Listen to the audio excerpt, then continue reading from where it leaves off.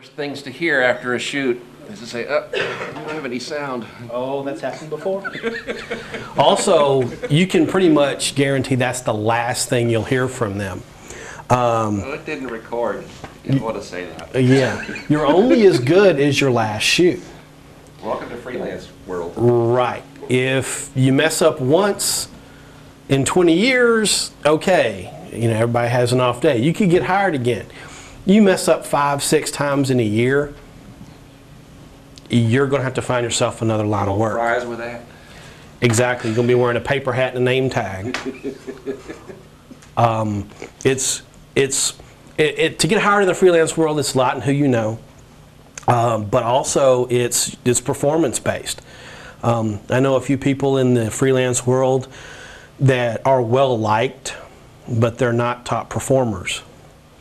People like hanging out with them, but they make mistakes that cost big money, and they don't get hired. I'll give you a true story. I picked up a great client, a client which I bill thousands of dollars a year, every year for the past 10 years. This is how I picked up the client. If you're shooting interiors, a lot of times you'll find yourself in the kitchen. Refrigerators have compressors in them. You don't really notice it because they're kind of part of your everyday routine, but the compressors cycle on and off sometimes. If it cycles on in the middle of a take, that could really wreck a take. So we unplug them. Refrigerators are well insulated. You unplug one for an hour, no big deal. You leave it off for 8, 10 hours, you got a fridge full of spoiled food. A mixer in Nashville unplugged the fridge. They did the shoot.